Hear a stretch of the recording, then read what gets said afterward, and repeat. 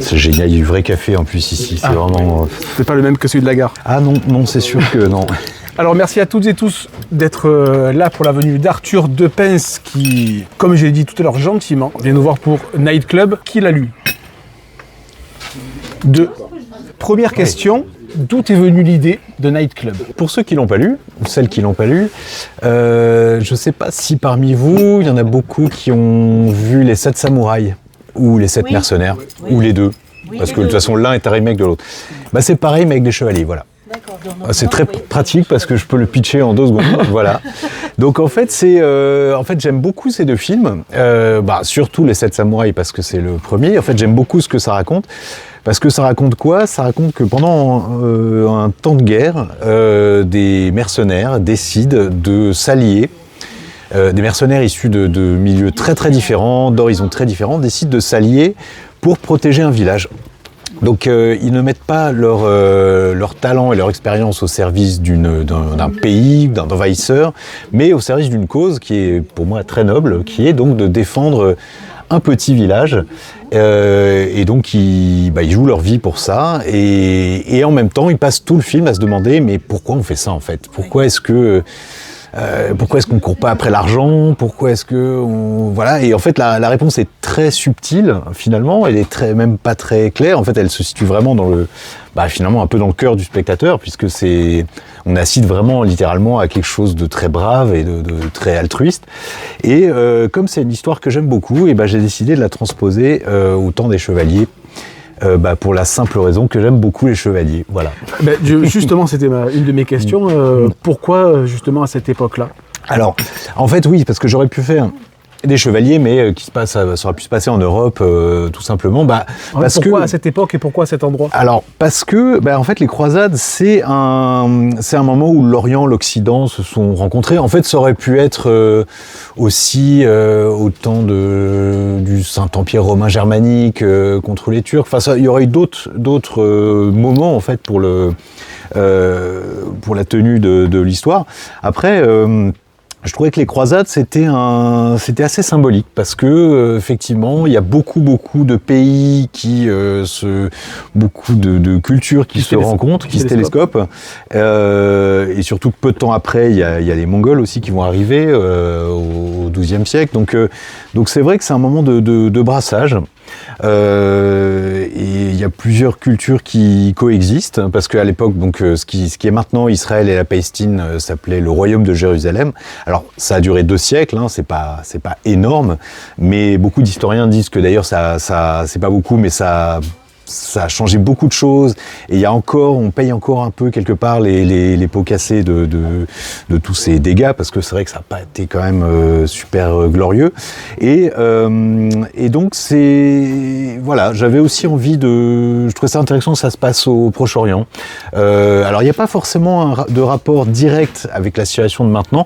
D'ailleurs, quand j'ai démarré, c'était une de mes questions du coup. Voilà, c'était pas encore, il se passe pas encore toutes les choses qui se passent aujourd'hui, surtout que là il se passe de plus en plus de choses tous les jours, mais d'une manière générale, je trouvais ça intéressant aussi que mes héros, de montrer que dans l'histoire, il ait pu y avoir des moments où, avec des alliances, et finalement que l'histoire n'est pas faite que de combats, de confrontations. C'est vrai qu'il y a beaucoup d'hommes politiques qui aiment bien résumer tout de façon très binaire, et moi je voulais raconter une histoire où au contraire les gens font cause commune. Voilà, c'est ça que je trouvais intéressant. Est-ce qu'il te fallait obligatoirement un socle historique véridique pour ensuite toi développer ton histoire qui part un peu dans tous les sens?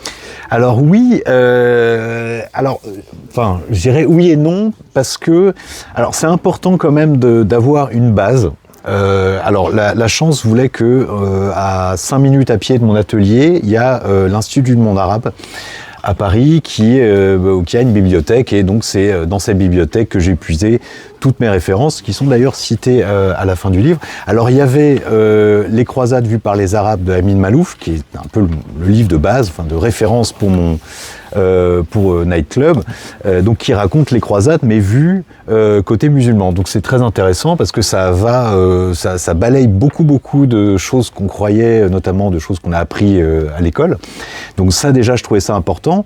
Et pour la réalité historique, en fait en tout cas dans l'état de mes recherches, c'est vrai que ça se limitait beaucoup à Jérusalem et aux batailles et un tel a envahi tel endroit, etc. Et puis machin a repris tel truc. Après, ça racontait pas beaucoup. J'ai pas beaucoup trouvé de références sur ce qui était la vie d'un petit village perdu au fin fond de la campagne. Tout en banque. Voilà. Et cela dit, ce qui m'a permis du coup, le village de Béthunia, de l'imaginer, en fait, de le fantasmer. Ah d'accord, parce qu'il n'a pas de base historique. Alors non, il n'y a pas de pour ce village, non. Enfin, il y a même en fait pas de base historique pour les villages. Alors bizarrement, j'ai trouvé des bouquins, par exemple, sur les actes notariés dans un village où il racontait que machin avait vendu un âne à truc. Alors ce qui est dingue, c'est que il y a tout ce qu'on trouve comme référence, soit c'est des grandes histoires, soit c'est des tout petits trucs. Typiquement, voilà les livrets de notaires ou les choses comme ça. Mais par contre, par exemple, ma question numéro 1, c'était un petit village perdu comme ça dans ce qui s'appelait le royaume de Jérusalem. Est-ce que les gens de ce village, déjà de quelle confession ils étaient, et est-ce qu'ils étaient au courant que ça s'appelait le royaume de Jérusalem? Si ça se trouve, ils continuaient de vivre, d'aller emmener paître leurs bêtes comme ça, sans se poser de questions. Ça, j'ai pas trouvé les réponses, malgré mes recherches. Donc, et là, je me suis dit, de toute façon, dans chaque fiction, il y a une part de réalité historique, mais il y a aussi une part de fiction. Je me suis dit, pour tout ce qui concerne le village, là, je vais inventer. Donc, j'ai décidé de faire un village justement qui était composé de plusieurs religions, où les gens vivaient quand même en harmonie. Et puis je me suis dit tiens, j'ai aussi l'idée de la forgeronne, donc qui est un peu l'équivalent de Panoramix pour Astérix, c'est-à-dire qu'elle fabrique des armures super sophistiquées. Séraphine, c'est ça, super sophistiqué pour les chevaliers, et puis c'est vrai que j'en ai fait du coup aussi un personnage central, puisque c'est elle qui recrute les chevaliers. Parce que ça ressemble un peu à Astérix. Il y a ce côté un peu village d'irréductibles, même si là c'est au travers de sept chevaliers, mais il y a cette confrontation, mais qui existe depuis très longtemps, surtout en fiction, mais du petit comité contre vraiment la grosse armée, et évidemment le lecteur ou le spectateur quand c'est un film, et évidemment du côté des petits. Et donc là, pour le coup, j'ai rien inventé puisque c'est quelque chose quand même qui existe depuis très longtemps. Mais c'est vrai qu'il y a un rapport de force qui est intéressant, parce que en nombre, ils sont moins nombreux, mais c'est aussi le cas d'ailleurs dans les 7 samouraïs. Mais ils finissent quand même par l'emporter. Alors, je ne vais pas raconter ce qui va se passer dans le tome 2, mais c'est un diptyque. C'est un diptyque, voilà. Là, j'ai fait la moitié. Au début, c'était même censé être un triptyque, sauf qu'en fait, j'ai réalisé que j'avais quand même déjà avancé pas mal dans le tome 1. Normalement, l'ordre, ça devait être tome 1, le recrutement, tome 2, l'entraînement, tome 3, la bataille. Ce qui est un peu le plan d'ailleurs qu'il y a dans les deux films. Et là c'est condensé. Et là, voilà. Et là, c'est pas que c'est condensé, c'est-à-dire que j'ai un peu dépassé le truc, j'ai même mis une bataille à la fin de celui-là. Donc, en fait, il y a beaucoup de choses aussi que je décide au gré de l'écriture, en fait. C'est-à-dire que je fais toujours une base. Enfin, je sais pas si ça faisait l'objet d'une autre question, mais c'est bien, un peu dérivé. Vas-y, moi, je te suis. Mais en fait, oui, pour toutes mes BD, j'ai toujours une base, un storyboard, c'est-à-dire, j'écris sur des feuilles au crayon, voilà. Mais évidemment, au fur et à mesure de l'écriture, au fur et à mesure de la réalisation, donc je fais mes planches une par une, et puis je vais trouver que finalement ça va pas, je suis pas très content de ce dialogue. Puis je vais toujours avoir des meilleures idées. Et donc, ça m'arrive tout le temps de réécrire au fur et à mesure. Donc c'est-à-dire que ton histoire est constamment en mouvement, en fait. Constamment en mouvement. Un exemple, il y a par exemple le personnage de Taïb, qui est un assassin syrien.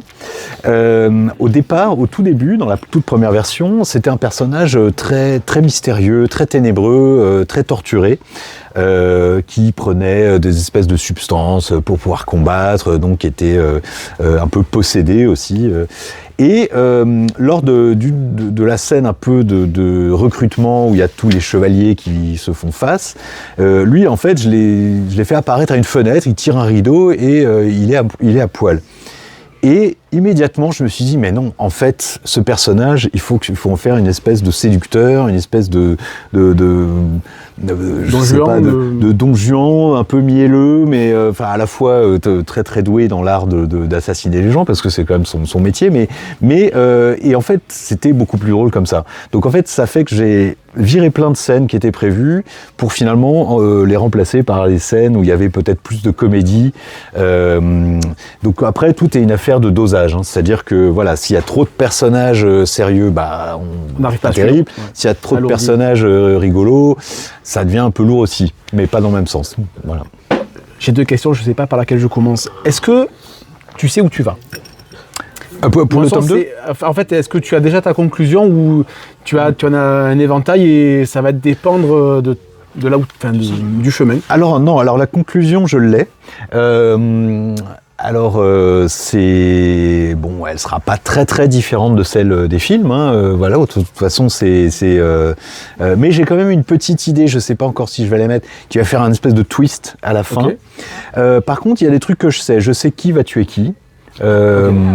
Ah non, pas au sein des chevaliers. Enfin, ils vont pas ils vont pas s'entretuer. Parce ça, c'est impossible. Ils s'en mettent déjà un petit peu sur la figure. Alors, ils s'en mettent sur la figure tout le temps. Et c'est ça. Tout marche avec ça d'ailleurs, parce que au début, ils peuvent pas supporter. Il y a des différences culturelles, des différences de plein de choses qui font que ils arrêtent pas ils sont pas d'accord entre eux. Alors, beaucoup d'ailleurs concernent aussi justement la chevaleresque, l'idéal chevaleresque qui est quelque chose qui est bien, mais qu'il faut aussi parfois savoir transgresser.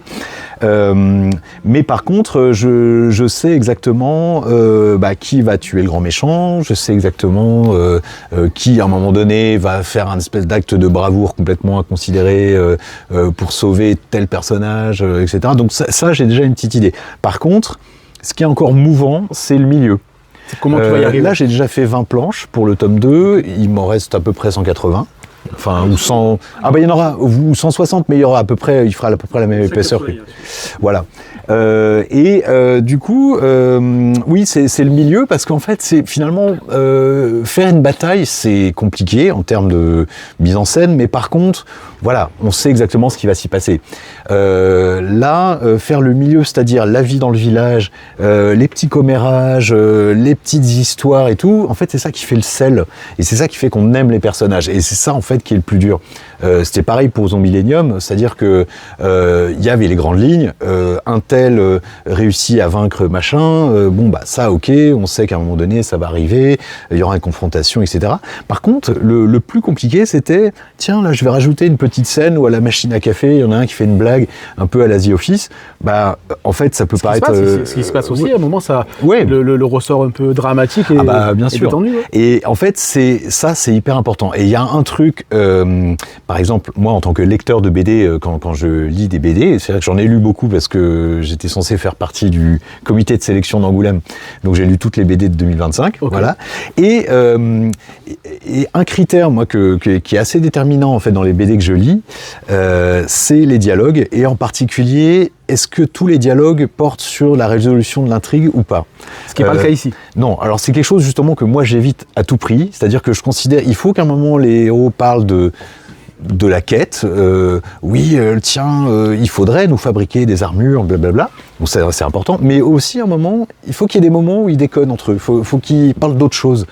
Et il y a des BD, pour moi je trouve ça assez regrettable, où les personnages ne font que parler de la résolution du conflit, ou alors par exemple, c'est le cas, c'est pour ça que je suis pas très très fan de ça, mais le premier film d'Harry Potter, les 3 héros ne font que parler du problème. Tiens, si on allait dans le bureau de Voldemort avec la clé qui ouvre le coffre magique de machin, mais non, parce que nanana, enfin, et à aucun moment il y a un personnage qui dit non, moi j'ai pas envie. moi j'ai envie de faire autre chose. En fait, c'est trop premier niveau, quoi. C'est ça, c'est-à-dire qu'à un moment donné, il faut que les personnages ils vivent leur vie, quoi. Il faut qu'ils s'amusent, enfin, il faut qu'ils mangent, qu'ils dorment, qu'ils fassent d'autres choses aussi. Enfin voilà, et c'est pour ça que c'est un truc auquel je prête vachement d'attention. C'est tout ce qui est à côté, tout ce qui est la vie, c'est-à-dire qu'à un moment donné, le personnage il se réveille, il y en a un autre qui va lui faire une blague, il y en a un autre qui va lui dire un truc pour l'énerver. Et ben ça c'est 50% de nightclub en fait. On dirait pas comme ça, c'est-à-dire qu'on pense qu'il y a que des bagarres, mais en fait, pour moi, c'est hyper important qu'il y ait aussi toute cette petite vie dans le village. Et ça a un peu commencé avec le tome 1, et donc dans le tome 2, comme il y aura beaucoup plus de temps qui va se passer dans le village, c'est quelque chose que je vais cuisiner aux petits oignons, quoi. Et il me semble que c'est une de tes références, c'est très Tarantino, ça. À un moment, il y a une action, il se tire dessus, et puis après, ils sont dans la voiture, ils parlent. Moi, je trouve ça absolument. Pour moi, tout son génie, c'est ça. C'est pas tellement le. Alors, il y a la mise en scène quand même. Voilà, il y a la mise en scène, mais. J'aime pas forcément tous ces films, mais moi il y a un truc chez lui que je trouve absolument génial, c'est deux tueurs qui sont dans une voiture et ils vont parler de comment on appelle le Quarter Pounder with Cheese en France. Ah, ça s'appelle le Royal Cheese. Puis là on se dit mais qu'est-ce que je suis en train de regarder? Et en fait, parle de massage. Et oui, voilà. Et en fait, c'est ça. Et en fait, et je trouve ça absolument génial. C'est vrai que ça permet en plus de dédramatiser le côté violent. Et puis ça permet aussi de rendre les personnages attachant, décalé, et c'est vrai que quand il y a beaucoup de violence, ce qui est le cas quand même de Nightclub, c'est toujours bien d'avoir une petite soupape de décompression, enfin de rendre le truc plus léger justement avec des blagues un peu pourries ou des choses comme ça. Et c'est plus vivant, ça donne du relief. En plus, le moment de bagarre générale, il ressort parce que justement avant, il y a eu un moment plus calme de c'est ça, ouais. Oui, c'est ne serait-ce que par exemple à la fin, il y a un moment où il y a une grande bataille, ils ont au moment où il y a la corne qui résonne en disant oh là là, il y a l'ennemi qui arrive, ils ont pratiquement tous la gueule de bois. Ça, je trouve ça drôle, par exemple, plutôt que vite, allons affronter les méchants. Enfin, je trouve que le côté boy scout de certains personnages de BD, par exemple des années 60, me fatigue un peu. C'est-à-dire que il faut personnage toujours aux aguets, toujours prêt à en découdre, toujours frais, toujours d'attaque.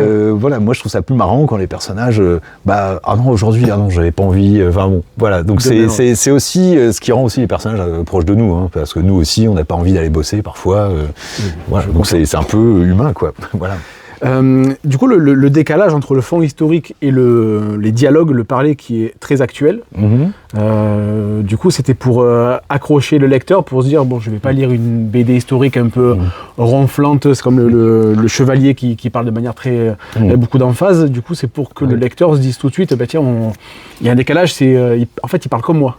Oui, alors là encore, c'est pas moi qui l'ai inventé, hein. Enfin, ça existe déjà dans beaucoup de... même dans Camelot ou dans des choses comme ça. Des Fausses Carolines. Alors, Les Fausses Carolines de Cavana, oui, ça fait partie de mes bouquins préférés. C'est un bouquin que j'avais lu quand j'étais ado. Et alors, je connaissais même pas Cavana à l'époque. Je connaissais pas les Ruskov, les Rital et tout ça. Et j'avais adoré parce que justement, ça se passe dans un... Alors là, ça se passe plus pendant les guerres carolingiennes. Et c'est un chevalier et son écuyer qui ont un message qui partent de Byzance, qui ont un message de l'impératrice de Byzance à apporter à Charlemagne. Et donc ils traversent toute l'Europe, évidemment il y a plein de guerres, plein de trucs.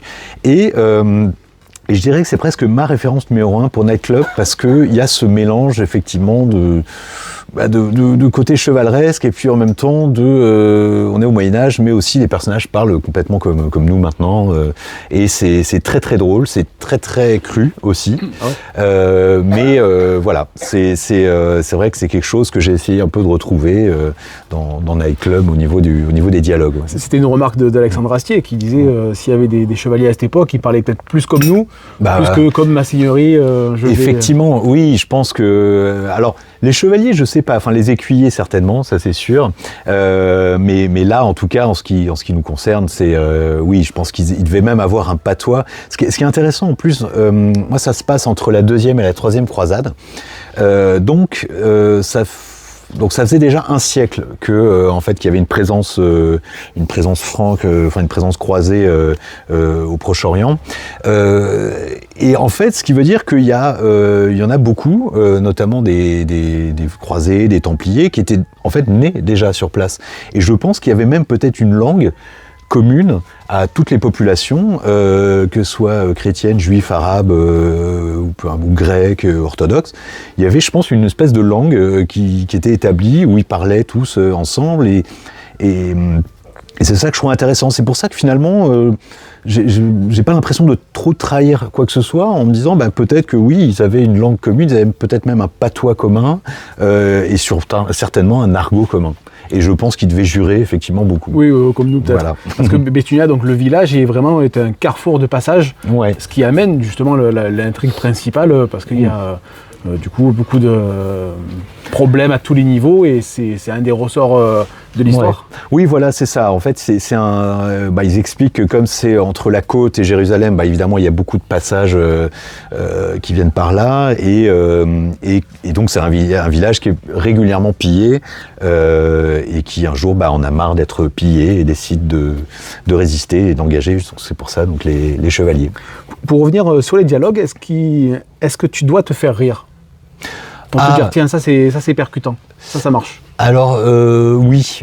Alors pas rire aux éclats, je suis quand même pas là à dire qu'est-ce que je suis drôle, mais quand même oui, quand même un petit peu. Enfin, disons que je peux trouver un truc drôle et puis le lendemain me dire finalement je suis pas très convaincu. Bon, évidemment, je vais demander à ma femme, à mes collègues d'atelier ce qu'ils en pensent. Bon, ça, c'est quand même des personnes autour de moi qui sont de bons conseils. Mais parfois, oui, je peux être, comme on dit, assez content de ma connerie. Par exemple, quand je trouve vraiment une blague nulle, ou quand je trouve une situation un peu burlesque, voilà, je suis assez content. Disons que j'ai au moins un petit sourire, quoi. Donc, tu es à la fois ton premier spectateur et en fait ton premier critique. Voilà. Oui, toujours, ouais. Là, je vais peut-être un peu trop loin, ou là, au contraire, je peux aller encore un petit peu plus, quoi. C'est ça, oui. Est-ce que l'éditeur, du coup, t'as un peu...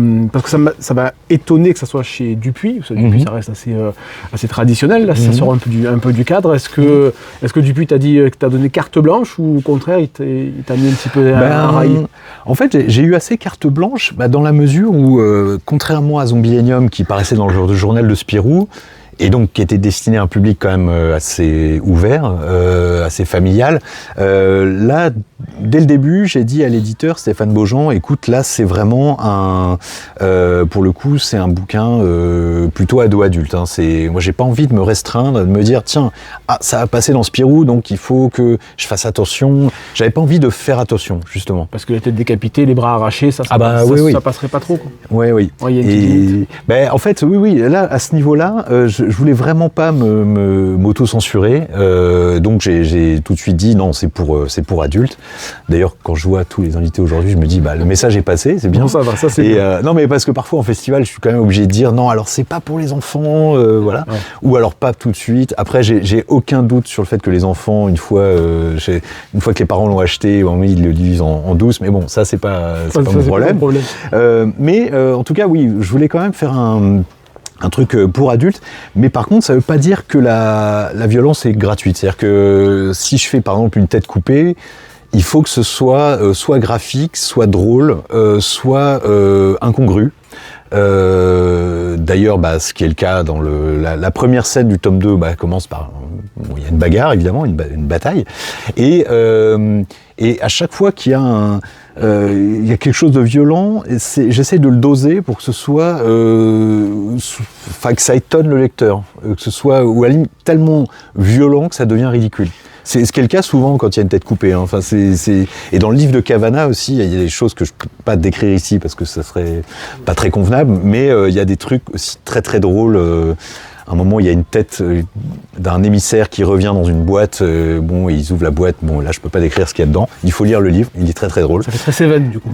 Mais là, c'est Seven, mais on va dire, il n'y a pas que la tête. C'est pour ça que c'est drôle. Voilà. Mais je vais pas en dire plus. Justement, ça me fait penser à cette scène.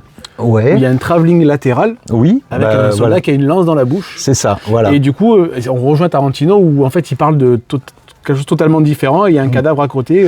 Oui, c'est ça. désamorce.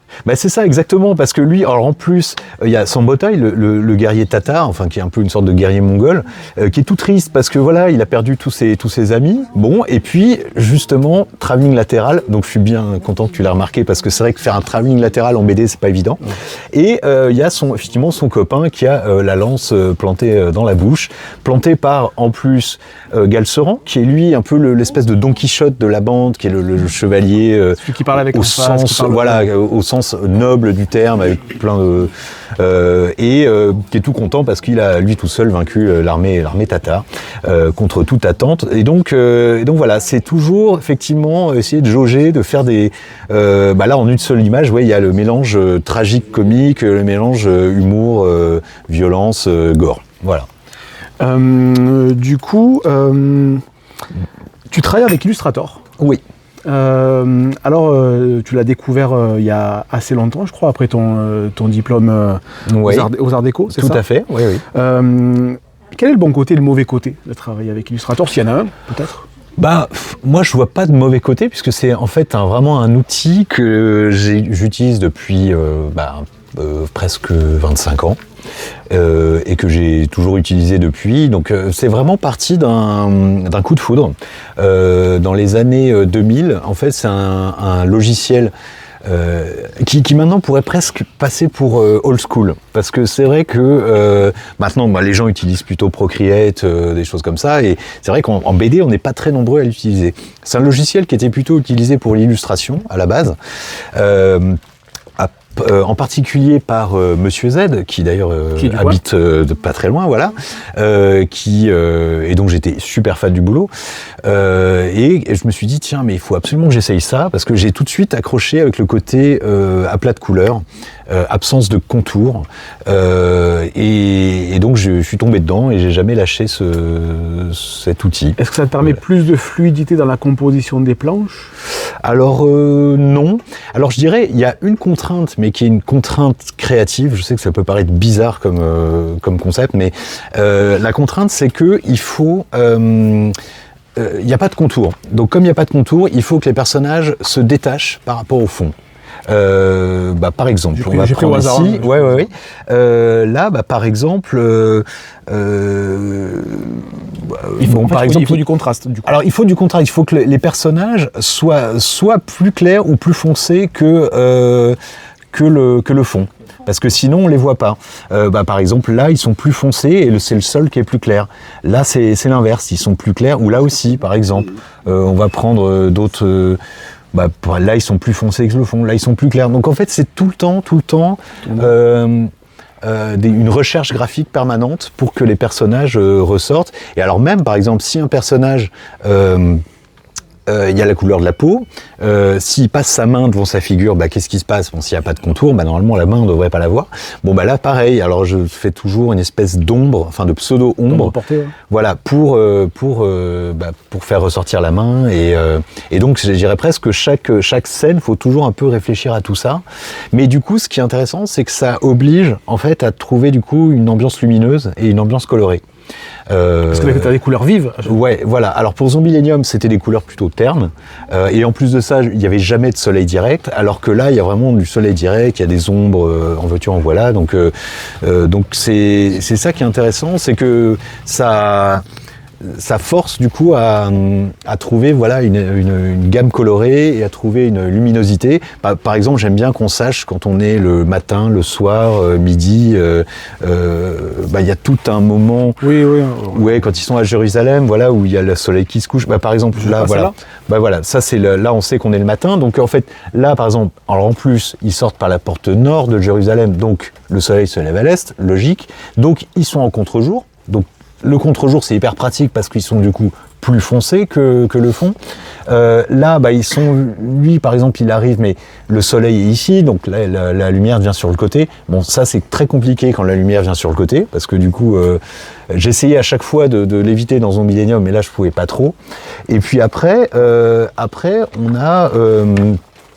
là, ils sont donc dans un environnement plus clair, donc ils se détachent du fond. Là, ils arrivent dans une forêt, et donc là, ils sont plus clairs, enfin là ils sont en l'occurrence plus foncés, mais là ils sont plus clairs que le fond de la forêt parce que c'est plus foncé, etc., etc. Donc en fait, entre les personnages et le décor, et même entre les personnages eux-mêmes et leurs objets, leurs habits, etc., il faut tout le temps faire attention.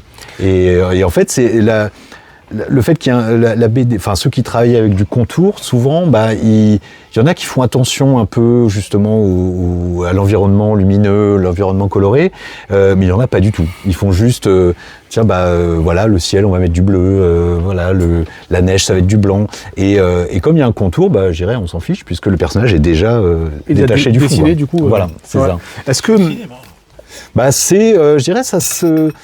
Oui, enfin, c'est vrai que dans la réalité, il n'y a pas de contour, de toute façon. Mais donc, alors, c'est pas non plus, le but, c'est pas d'aller non plus vers du réalisme parfait. Enfin, ça, de toute façon, ça serait illisible. Hein. Un BD trop réaliste, je pense que ça serait un peu compliqué.